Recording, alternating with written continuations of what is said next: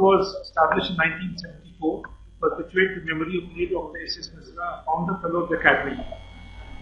The award gives a bronze medal and a cash prize out of the income from the endowment for the best unpublished work in the field of biomedical research by a biomedical scientist below the age of 40 years. And she will be presenting on SK Index 29 to determine quality of life and emotional factors in dermatological conditions. Each presenter is allowed 10 minutes of presentation and 5 minutes for question and answers. Yes, sir. Dr. Sandy. Respected Chairperson, sir, Madam, and the August gathering present here, a very good morning to all. I am deeply honoured to be presenting a paper at the National Academy of Medical Sciences. My topic for presentation is Skindex 29 to determine quality of life and emotional factors in dermatological conditions. I am Dr. Desiree Sambi from the People's College of Medical Sciences, Bhopal. Starting with the introduction, skin gets frequently damaged because it is directly in the firing line. It affects the appearance as well as the interpersonal interactions. Though rarely it is life-threatening, the cutaneous disorders have profound effects on the patient's quality of life. The prevalence of psychiatric disorders in dermatological conditions is high. It is as high as 30 to 40%, and this fact remains unrecognized and underestimated. There's an interaction between skin and psychiatry. So the social isolation and stigma associated with the chronic dermatological conditions, these may have certain psychiatric illnesses. The poor hygiene of the psychiatric disorders can also cause skin problems. There are certain psychiatric disorders which may present as dermatological conditions like trichotillomania, delusional parasitosis. Certain drugs in dermatology can have certain secondary psychiatric problems and vice versa, like corticosteroids, isotretinoin. Psychiatric disorders like depression may aggravate certain skin conditions, leading to poor health-seeking behavior. Thus, the psychiatric disorders add to the further impairment in the quality of life. Therefore, it's very necessary for us to measure the quality of life, which is defined as patients' evaluation of the impact of disease and treatment on their physical, psychological, and social well-being. Thus, a third of the patients with skin diseases, they have anxiety and depression, and the psychiatric morbidity and health-related quality of life is fairly well investigated in certain dermatological conditions like psoriasis, vitiligo, acne, alopecia, eczema, and Hansen's disease. There are very few studies which have investigated psychiatric morbidity and health-related quality of life in dermatological patients as a general group. Somehow this field did not appear to have attracted investigators from India, and only 2 recent reviews have come from India, hardly any more have come. Thus, the aims and objectives of my study are to assess quality of life in dermatological patients, to assess psychological morbidity in the form of anxiety and depression. The materials methods used in my study is, I enrolled 160 patients and the study was conducted on a cross-sectional observation paradigm. I included patients over 18 years of age and those who were willing to participate. I excluded those who were not willing to participate as well as those with major medical illnesses, psychosis, and significant cognitive impairments. The psychological instruments I used were 3. Anxiety status inventory to assess the anxiety, depression status inventory to assess the depression, and Skindex 29 was a measure for the quality of life, which is a 5-point Likert scale that yields a maximum score of 150. The results were, out of 160 patients, I had 81 patients who were male, 79 female, unmarried were 84, 76 married, 21 illiterate, 139 literate, and 76 rural with 84 of the urban background. 22 patients, that is 14%, had depression, 7% had anxiety.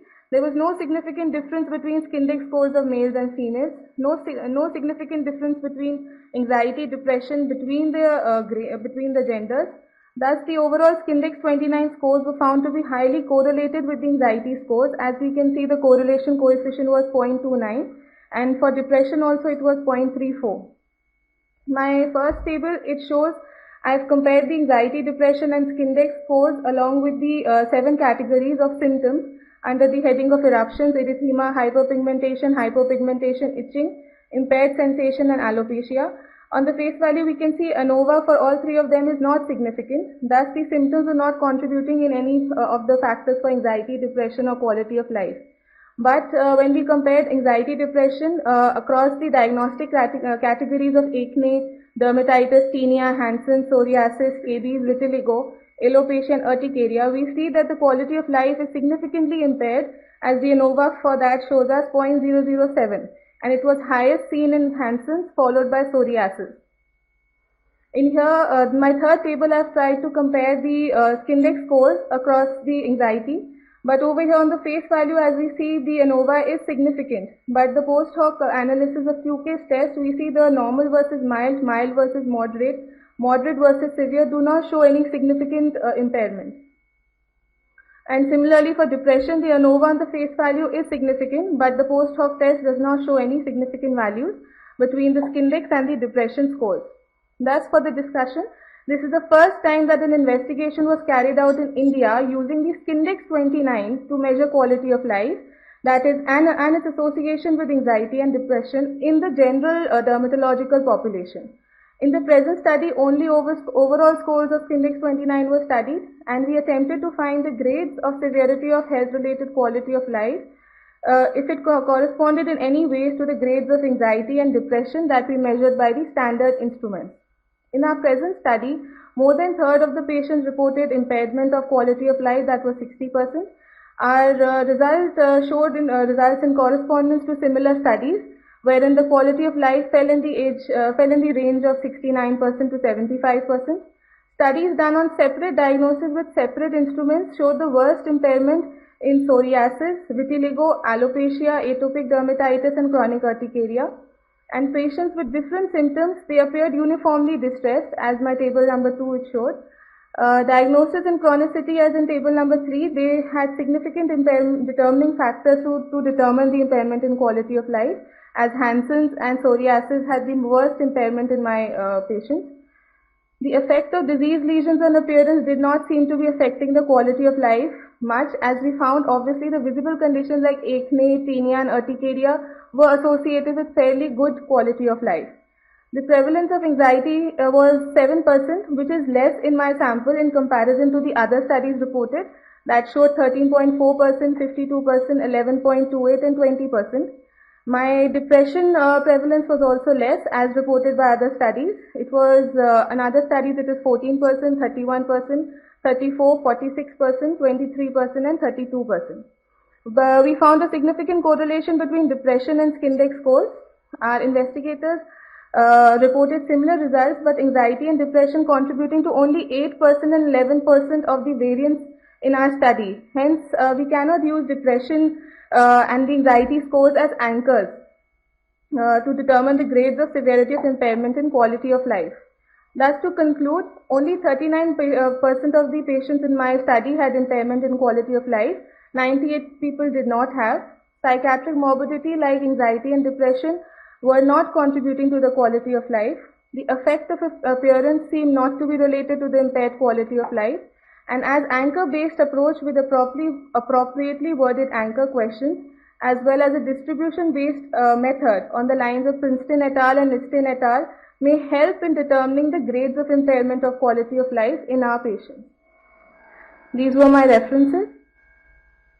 I thank you all from the beautiful city of Lakes, Bhopal.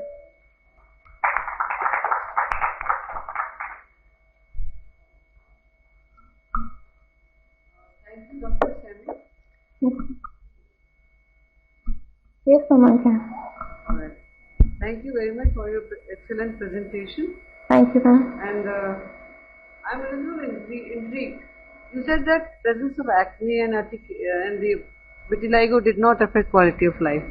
So, did you look for presence of these things on the face, the vitiligo versus on the other parts of the body? Ma'am, this is a part of an explorative study. I have just enrolled 160 patients for this study.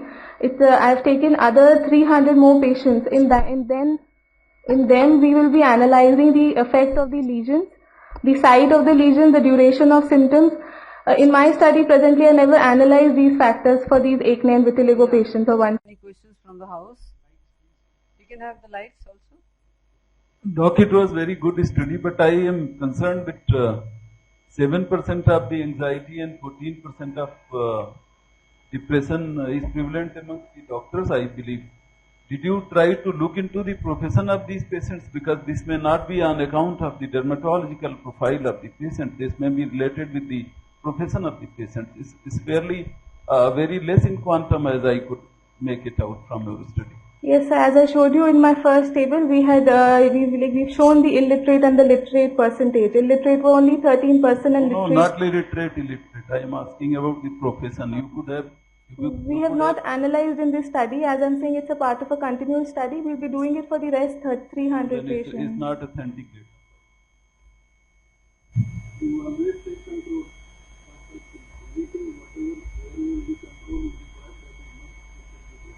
Any other questions from the house, please?